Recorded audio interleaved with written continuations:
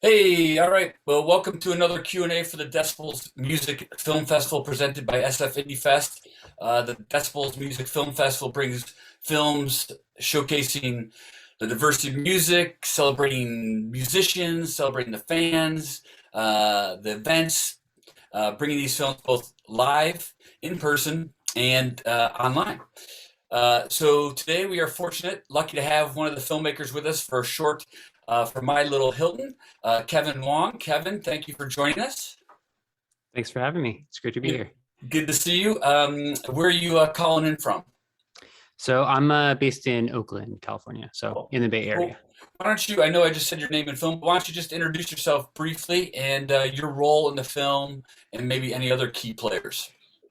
Yeah, so my name's Kevin Wong. I was one half of the directing team for this short film called My Little Hilton. My directing partner Todd Sills is currently out of the country, so he wasn't able to make it today. Um, and then, I mean, you talking about the other, like who else helped Yeah, or contribute to maybe this? tell a little bit about your film too, just a brief kind of synopsis of it as well. Yeah. So My Little Hilton is basically it follows this woman Gail who moves to San Francisco from the Midwest in her 60s after a lifetime working as an in-home caregiver to finally pursue her dream of having a music career as a jazz and soul singer. And so she moves to San Francisco, and the film just kind of gives a profile of her and some of the struggles has when she gets here around finding stable housing. Yeah, it's a very well done, very personal film, full of feeling. I really enjoyed it. What inspired you? How did you come to meet her and make the film? What was the impetus? Yeah. So Todd and myself had been working on or are working on a feature length documentary about housing in San Francisco, specifically focusing on people living in this kind of housing called residential hotels or SROs. Mm. And so when we were doing development for that feature documentary, we met Gail as part of that research. And she was just like such a warm and like magnetic personality and had such a great voice. And we ultimately were like, oh, you know what? She doesn't quite make her story doesn't quite make sense for this like a feature length thing that we're doing, but she's so amazing. Like we have to film something with her. So we had shot a little bit with her as part of that research process, and then we decided to basically like shoot a little bit more so that we could package it up into a short film. And so we did that. That was like around 2018, 2019, and then we were kind of like busy. And then when the pandemic happened, we were like, oh, like now we have time to like sit down and actually like Yeah. edit this thing that we've been sort of like meaning to do for a while. And so that's how we got here today. Is she gonna? Are you still pursuing this feature film as well? Yeah. So the feature film is more focused on like basically like the struggles around people living in low income housing and housing insecurity in San Francisco. And so we are still working on that feature. It's called Home is a Hotel. And we're hopefully going to be done with that in the early to mid part of next year. We just brought on our editor, and we're like hoping to have like a rough assembly by the end of the year. So And will Gail's story be in that feature too? no, that was sort of like part of the calculus is when we met her, we were like, oh, like she's so great, but ultimately I feel like her story is really about the music, and Hmm. the housing story is sort of like a little bit more of a backstory kind of thing. Right, right. And so because the other film is sort of like very much like focused on like the challenges of around housing, we were like, this doesn't quite make sense in that story, but it's still a great story, and we really felt like we wanted to Yeah. share her with the world. So Yeah, it's multi-layered as many people's lives yeah, are. yeah, And it reminds me, I wrote down a quote from your movie because it was just very powerful to me. And also, um, kind of, what's the word I'm looking for? It's kind of like it's very optimistic and also kind of sad. yeah. She said, if you have a room, then you have a place where you can dream. Hmm.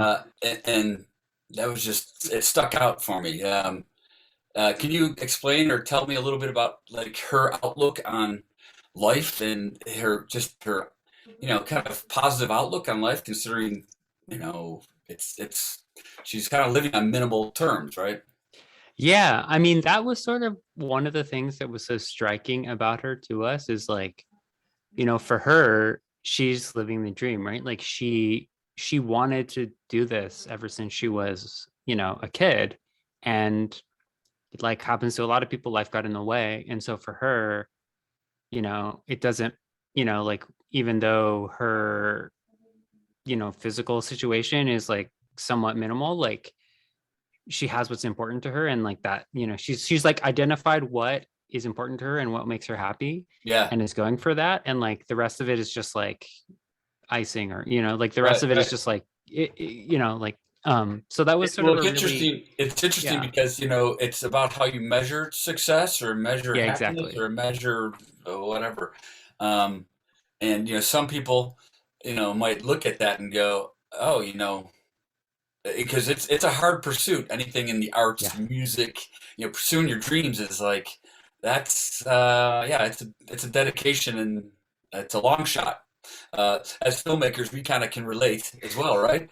Yeah, Um, certainly related so to Gail's story. yeah, so I was both uh, uplifted and also a little bit down that I was uplifted in the fact like she's living her dream and she's happy and content. It's like that's a great outlook. And she Yeah, has that. yeah, definitely. I mean, I think the other side, the sort of like subtext that we're hoping comes through in the film is that, part of why she wasn't able to pursue this when she was younger is that she didn't have a lot of opportunities like coming from the background that she came from, right? So that's the sort of like implied question I think I hope Mhm. people take away is like, like here's someone who she's clearly like got an amazing voice. She's clearly like someone who's passionate and has a good like presence. Like what could she have done if she had had a little bit more support, right? And that's sort Right. of like the sort of implied question. I'm always interested in like being subtle about sort of like those kinds of things. I don't want to like hit the viewer over the head with like a overtly like political or didactic message, but sort of we're hoping that the audience kind of comes away with that question in the back of their mind. Yeah, yeah, I think you did that well. It made me also think like uh, she's very talented, and for some other people with the same amount of talent, it's a matter of a break, a lucky break, right? Exactly. And Yeah. and and she's successful in a way, by pursuing your dreams. If you're happy and content in my world, then you're successful. Um, but for other people, they might look at it like, oh, she's one break away uh, Yeah. from whatever measurement success is. Uh, and so, where is she now? What's her story presently?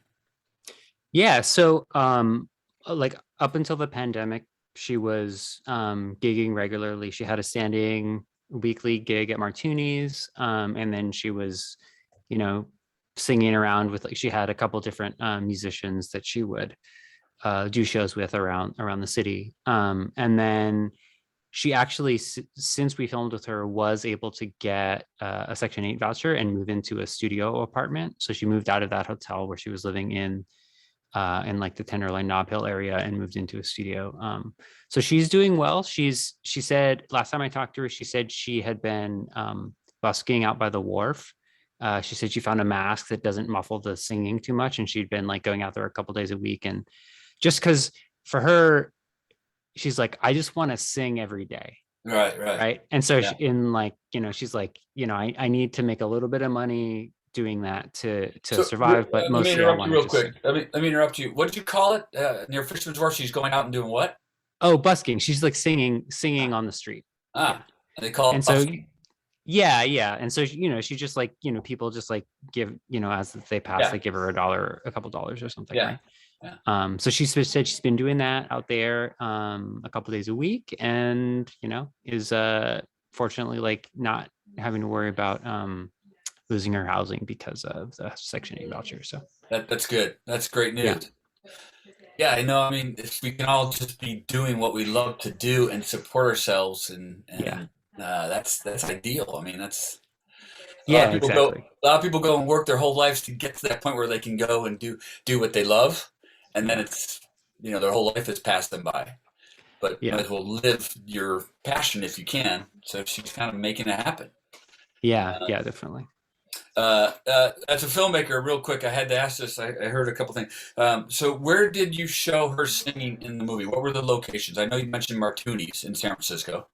Yeah. So And then so here's she's how you got them and what was it like? Where were the locations and how did you get them? well, so the answer to how we got them is that Gail had a gig there. And so we just contacted them and we're like, hey, we're following this musician that's performing at your venue. Like, we'll shoot a shot of the outside. Do you mind if we like film inside? And they were always like, yes. So the venues that she's performing at are, so there's Martuni's, there's Piano Fight, which is in the Tenderloin, like right off of Market Street. Hmm. And then the rehearsal space is this space in Soma called Lennon Studios. Um, and that they're like a big sort of like, I guess it's like a converted warehouse, and they have like a bunch of rehearsal spaces that lots of musicians use. I see. And I think I'm trying to think if there And were they were any just all cool with others. you getting the filming and telling, they were cool with you filming. Yeah, yeah, everyone was super supportive. Like, I mean, that's like you said, that there's a lot of parallels between the musician's journey and the filmmaker's journey. So everyone was super supportive of, they understood that this was a passion project, and they were super supportive of that. And I think they're also stoked that like any musician that performs or rehearses in their space like gets any kind of attention, right? So Yeah, yeah. What did you have any challenges making this movie? That laugh was a yeah. yes. Yeah, well, I mean, there's always, there are always challenges um with any film project. I would say one of the challenges was actually so when we were trying to film with Gail in her hotel, the management there was not super pleased with that. And so we had to kind of be basically like pack our cameras and gear in like normal looking bags, and she would like be like, oh, these are my friends, and we Mm, would like go and film with her. But they didn't want us to like film in the like public areas and stuff. We shot her like walking in the hallway and stuff, and like right, outside a little bit, but that was sort of a little bit of a challenge. Uh Not that there was any sort of like intimidation from them or anything, but just that like right. they They were just just weren't like, comfortable with it. Yeah. yeah, yeah. So that was one challenge. And then I guess the other challenge was kind of just figuring out what to cut, because there was so much of Gail's story that she shared with us. And the first cut of this film was like almost 45 minutes, right? And it got it down to like just over 10. So that's a lot. We left a lot on the cutting room floor. Yeah. But I think That's always ultimately, tough as a filmmaker, right? To cut your darlings, yeah, to cut away yeah, footage. yeah. Um, And so like towing that line of like, what's the main thread, and then what are the sort of like other pieces of her life that we want to include but not spend a lot of time on, was a challenge to figure out. so, as a documentarian, how did you get so close? How did you get her so comfortable? It was really personal, and you were really, it was full of feeling and very sharing. How did you accomplish that? Um, I mean, honestly, Or you guys it's were just kind like attracted to each other, Gail and you guys, and the relationship was formed. yeah, I mean, so I mean, I've always loved jazz and soul music. So we definitely, like when I first met Gail, we definitely connected over that. Like we connected over a love of music for sure. Mhm. And like like we both love some of the same singers. So let me interrupt you again. So did you, when you're connecting over music, what was the music? Because I think the opening track is "God Bless the Child," right? Yeah, I yeah, think yeah. that's Billie Holiday's right song. So I forget who originally recorded it, Billie but Holiday, the most famous, I think Billie Holiday's recording is probably the most famous one. yeah, So that was one of the musicians that we connect over. Like I absolutely love Billie Holiday, and so does Gail. me too. And so yeah, yeah. And so we connected over that, and then she's just like a really open and warm and welcoming person. And so it was very quick. Like we met for coffee, actually at that diner that you see in the film. We met there and we talked and I was like, yeah, so we just would basically, I would just basically follow you around for a while with a camera and just record everything. And she's like, okay. And Yeah. then we just started doing that. And I would say within like 3 or so shoots, she was just like forgetting that the camera was even there. Yeah. It felt like, as the audience members, it felt like we were just immediately in Gail's world. Yeah. Yeah. It Yeah. Yeah. was amazing how inviting and fast it was. It was wonderful. Well done. Um, Thanks. so, what's next for you? Yeah, so like I said, we're going full steam ahead and trying to finish up this longer feature film that we were working on when we met Gail. So hopefully that will be done, like I said, the early part of next year. We just brought on this editing team. They just edited I don't know if you know Pete Nix, the filmmaker. They just edited his Hmm. documentary Homeroom about Oakland high schoolers. Oh yeah, yeah. And so we brought on the editor, some of the editing team from that to work on our film because it's sort of a similar local story with lots of characters kind of thing. Cool. And then I don't know, I have a couple narrative projects kicking around Oh, and right on. might help a friend with another documentary that he's working on. So we'll see. But Cool. And yeah. then, how much and how often and what does music play in your life? What kind of music fan are you? What's your music Uh, choice? How often you listen to music? I mean, I listen to music like every day. I have a pretty eclectic taste in music. Like I like everything from classical to like hip hop, like and country and everything in between. So, um, for me, I guess the thing that really draws me to a piece of music is like maybe it's just sort of interesting now that you bring this up. I think this might be a common thread between like my taste in film and my taste in music Yeah. is like I really like stuff that's like really intimate and like where you really sort of like feel the person behind it. Hmm. And so yeah, those are the kinds of films I like and aspire to make, and that's the kind of music that I like as well. So Very cool. And then just a last question, one or two questions. What do you want if, after I saw the movie, I know how I felt. What do you hope people kind of feel or come away with watching uh, My Little Hilton? I mean, I guess the biggest thing uh that I took away from Gail's story, right, is like it's like you're if you have a dream, like just go for it, right? Like Hmm. however old you are now, you're not going to be younger if you don't go for it now, right? So like just go for it now, right? And like that was like for me that was the biggest thing I took away from Gail's story is like she's like she says in the film like I'm not getting any younger and like the way that my life is arranged right now I can pursue this and not sort of like have to worry about my other responsibilities, so I'm just going to do it. And like the pursuit and then the other part of that I think is like she's getting the joy out of doing the thing, right? Yeah, It's not about the end goal, it's not about the rewards, it's about like the joy she gets out of doing the thing. yeah, the And doing, so the process. Yeah. yeah, exactly. And so for me I think that's the other piece of it is like trying to find the joy in the process of like making a film is I think something I try to keep in mind every day. So Well said. I think that's a great place to end. yeah, yeah, for sure. That- That's perfect. Well, hey, it's a pleasure meeting you, Kevin, Likewise. and great little film. I'm glad you made it. Congratulations Thanks. to you and to getting into the festival. Thank you so much for having us. Yeah. It's been Well, exciting. thanks everyone for watching. It was a pleasure speaking to Kevin and about his little film, My Little Hilton. And check out more great short films at this year's Decibels Music Film Festival. All right, Kev. See you later. Take care. Thank you.